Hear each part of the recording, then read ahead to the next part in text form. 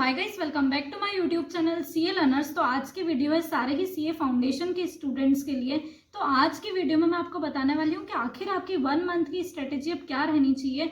और मैं ये मानते हुए चलती हूँ कि आपने ज़्यादा पढ़ाई अभी तक नहीं करी है, तभी आप ये वीडियो देखने आए हो। तो आपने ऑलमोस्ट 10 या 20% अभी तक पढ़ा है, जो कि ऑलमोस्ट हम उसको नील ही मान लेते हैं। तो अब आगे आपको किस क्या हिसाब से पढ़ना चाहिए, तो मैं आपको ये अश्योर करती हूँ कि मैं ऐसी स्ट्रेटेजी आपको बताऊंगी ना कि श्योर शॉट आप उसको क्लियर कर लोगे। बहुत ही ज़्यादा प्रैक्टिकल स्ट्रेटेजी बताऊंगी, इस हिसाब से बताऊंगी कि अगर मैं खुद उस सिचुएशन में होती तो मैं क्या फॉलो करती।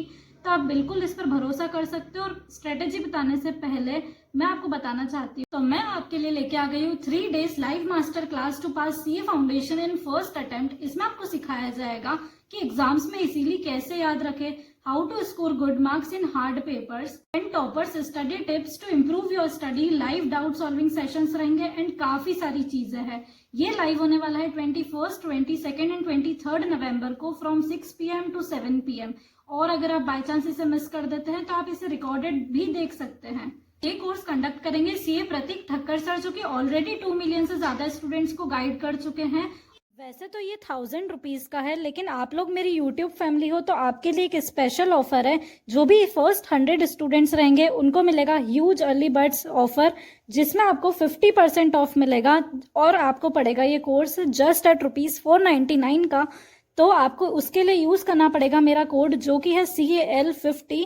तो उसको यूज करना बिल्कुल ना भूलें और जल्दी से जल्दी इसको जाकर जो है लिंक पर क्लिक कीजिए। वीडियो में ऑलरेडी आपने देख लिया है कि इसको कैसे क्या परचेज करना है, और आपको इसकी लिंक जो है मेरे कमेंट सेक्शन में भी मिल जाएगी और डिस्क्रिप्शन बॉक्स में भी मिल जाएगी। तो वेट किस बात का है, अभी जाइए और आप भी क्लियर कीजिए सीए फाउंडेशन एग्जाम्स को इजी। अभी 1 मंथ में हमको सब कुछ फाउंडेशन के 4 सब्जेक्ट्स को कवर करना है, राइट। तो अभी सारे चैप्टर्स एकदम पढ़ना पॉसिबल भी नहीं होगा और ना प्रैक्टिकल होगा, ठीक है।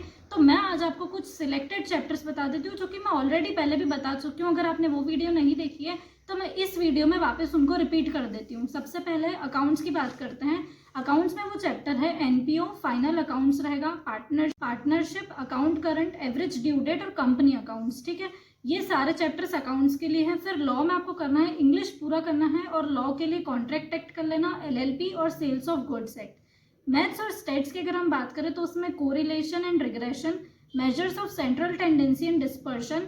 मैथ्स में फिर रहेगा AP, GP, permutation and combination and time value of money. Eco और BCK में मेरे हिसाब से ये स्ट्रेटेजी रहनी चाहिए कि BCK हमको पूरा करना है और इको के स्टार्टिंग के एटलीस्ट 3 चैप्टर्स जो रहते हैं वो कर लेना। अब मैंने जो ये सारे चैप्टर्स बताए, आपका कंफ्यूजन ये होगा कि इससे हम कितना स्कोर कर लेंगे। देखो, कितना तो मैक्सिमम तो आप कितना भी कर सकते हो, लेकिन मेरे हिसाब से मिनिमम आप जो है पास हो जाओगे आराम से। 50-60 नंबर तक आपके सिर्फ ये चैप्टर्स करने से आ जाएंगे। अब मैं क्या बोलना चाहती हूँ कि ये जो मैंने चैप्टर्स बताया ना, इनको आप प्रायोरिटी पर रखना। उसके बाद अगर आपके पास टाइम बच जाता है तो फिर आपको बचे हुए चैप्टर्स भी डेफिनेटली देखना है। लेकिन मेरा इस चैप्टर को बताने का एम ये है कि इनमें से एक भी चैप्टर एटलीस्ट मत छोड़कर जाना, क्योंकि हम ऑलरेडी देखो कम कर रहे हैं। तो कम में इफेक्टिव पढ़ाई करना बहुत जरूरी है, अच्छे वेटेज वाले चैप्टर्स को करना बहुत जरूरी है। तो कम चैप्टर्स पढ़कर भी ज्यादा स्कोर किया जा सकता है। तो उसी के लिए मैंने आपका कंफ्यूजन सारा सॉल्व कर दिया कि आपको इन चैप्टर्स पर अच्छे से अपनी कमांड बना लेनी है। अब नेक्स्ट बात आती है कि देखो, मैंने मैथ्स में जो स्ट्रेटेजी बताई ना, उसमें आपको क्या करना है, LR पूरा करना है, और स्टेट्स और मैथ्स के जो मैंने चैप्टर्स बताए आपको वो करना है, ठीक है। लॉ में आपको करना है कि इंग्लिश पूरा अच्छे से कमांड बनानी है इंग्लिश पर। लॉ में मैंने जो चैप्टर्स बताए आपको वो करना है। ईगो और BCK में भी मैंने सेम बोला है कि BCK आपको पूरा करना है, और ईगो में आपको क्या करना है, जो मैंने फर्स्ट 3 चैप्टर्स बताए वो करना है। और अकाउंट्स में जो मैंने चैप्टर बताए, सिर्फ अगर आपने वो भी कर लिए तो भी आप पास हो जाओगे। और फिर भी अगर रिस्क को और एलिमिनेट करना चाहते हो तो फिर बचे हुए चैप्टर्स जो है इन चैप्टर्स के बाद में कर लेना, ठीक है। अब नेक्स्ट बात आती है कि आखिर हमारी स्ट्रेटेजी क्या होनी चाहिए 1 मंथ में इन सारे सब्जेक्ट्स को कैसे मैनेज करते हुए चले। सबसे स्टार्टिंग में मैं मैथ्स के लिए बोलना चाहूंगी कि अगर देखो, मैथ्स के लिए तुमने ऐसा कोई टारगेट फिक्स करा है ना कि हम 10 दिन पढ़ लेंगे, 15 दिन पढ़ लेंगे और खत्म कर देंगे मैथ्स को पूरा, तो आप बिल्कुल गलत डायरेक्शन में जा रहे हो। मैथ्स के लिए आपकी स्ट्रेटेजी होनी चाहिए, भले आप 2 घंटे पढ़ रहे हो डेली, भले 3 घंटे पढ़ रहे हो, लेकिन मैथ्स को आपको डेली बेसिस पर पढ़ना है। अब बात आती है कि जिन लोगों ने बिल्कुल स्टार्ट ही नहीं करा है मैथ्स, जो कि नॉन मैथ्स स्टूडेंट्स है, उनको कितने घंटे पढ़ना चाहिए। देखो, आपका जो टाइम टेबल है ना, मैं आपको ये फिक्स करके नहीं दे सकती हूँ कि आपको कब क्या कितने टाइम में कौन सा चैप्टर करना है, पर मैंने आपको ये बता दिया कि कौन कौन सा चैप्टर एटलीस्ट करना है आपको। तो अब उन चैप्टर्स में आप देखना कि 1 महीने के विदिन आपको खुद को सेट करना पड़ेगा अपना गोल कि यार मेरे को एक दिन में कितना करना है। जब आपका वो गोल अकम्प्लिश हो जाए तब आप उठ जाओ। तो टाइम बेस्ड आप मैथ्स में पढ़ाई मत करना मेरे हिसाब से तो, क्योंकि क्या होता है कभी कभार मैथ्स का कोई चैप्टर ऐसा फंस जाता है जिसमें बहुत ज़्यादा टाइम लग जाता है, एज एक्सपेक्टेड बहुत ज़्यादा, और किसी किसी में एज एक्सपेक्टेड कम भी लग जाता है। तो वो टाइम आप एडजस्ट करते हुए चलना, टारगेट फिक्स करना, आवर्स आपको फिक्स नहीं करने हैं, राइट। अब बात आती है कि पढ़ना, तो पढ़ना कहाँ से है? पढ़ना है आपको आईसीआई मॉड्यूल से। मेरे हिसाब से तो परफेक्ट रहेगा अगर आप आईसीआई मॉड्यूल से पढ़ रहे हो। सिर्फ एक सब्जेक्ट के लिए मैं बोल रही हूँ कि यहाँ से आईसीआई मॉड्यूल के अलावा भी और कुछ कर लेना, जो कि है मैथ्स। मैथ्स में आपको ज़रूरत रहती है कि प्रैक्टिस चाहिए आपको, ठीक है। मैथ्स में हमारे मॉड्यूल में उतने सफिशिएंट क्वेश्चंस नहीं है कि हमारी प्रैक्टिस ज़्यादा से ज़्यादा हो। सिर्फ मैथ्स के लिए मैं बोलना चाहूँगी कि कोई दूसरी बुक भी रेफर कर लेना। बाकी अकाउंट्स के लिए, लॉ के लिए और इवन इको और बीसीके के लिए भी इतनी सेल्फ सफिशिएंट हमारी बुक है। उसके अलावा आपको कुछ करने की ज़रूरत नहीं है। और अगर आप करना भी चाहते हो तो अपनी आरटीपी देख लेना, ठीक है। तो अपने अटेम्प्ट की आरटीपी देख लेना और मॉड्यूल कर लेना आईसीआई। इसके अलावा कुछ भी करने की ज़रूरत नहीं है।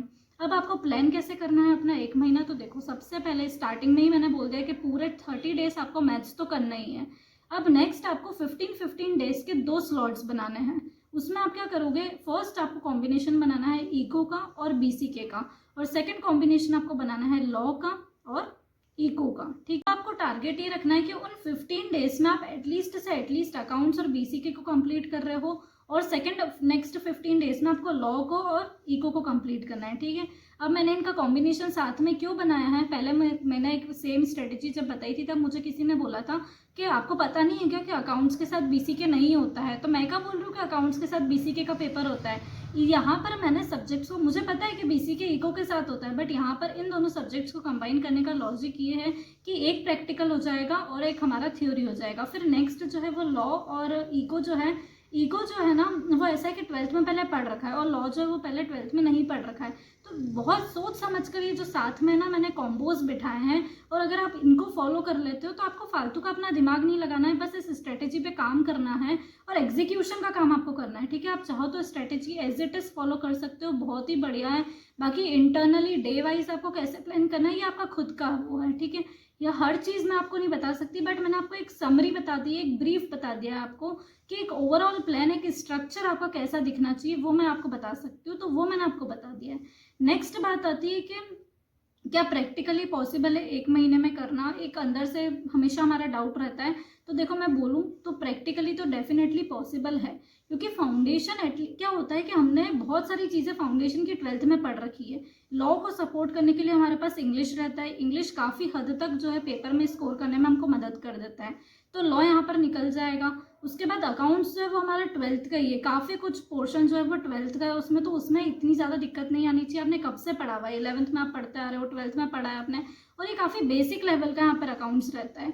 इको और बीसीके अगेन हमने इको 11th और 12th में पढ़ा है। अब मैथ्स की बात आती है, जो नॉन मैथ्स स्टूडेंट रहता है ना, वो मैथ्स से काफ़ी घबरा जाता है। तो मैथ्स में आपको क्या करना है, इंटीग्रेशन डिफरेंशिएशन जैसे चैप्टर अभी 1 महीने में मत लेना।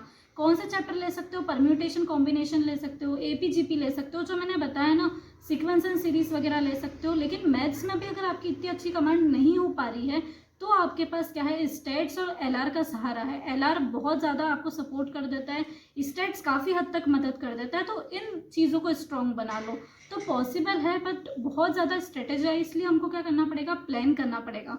तो वो प्लानिंग मैंने आपको करके दे दिया, बस आप एग्जीक्यूशन कर लो और आराम से बिना चिंता करे फॉलो करो इसको, डेफिनेटली आप क्लियर कर जाओगे, ठीक है। अब मुझे आपसे एक सजेशन चाहिए। नेक्स्ट मैं सोच रही हूँ कि इंडिविजुअल सब्जेक्ट वाइज स्ट्रेटेजी में फाउंडेशन के लिए ले आऊँ, तो आप मुझे बताओ कि क्या मुझे ये लाना चाहिए या फिर नहीं लाना चाहिए, और अगर लाना चाहिए तो कौन से सब्जेक्ट के लिए आप चाहते हो वो भी मुझे डेफिनेटली कमेंट सेक्शन में ज़रूर बताना। So thank you so much for watching, bye. और अगर ये वीडियो पसंद आई हो तो वीडियो को लाइक करना ना भूलें, चैनल को सब्सक्राइब करना ना भूलें। So thanks for watching, bye.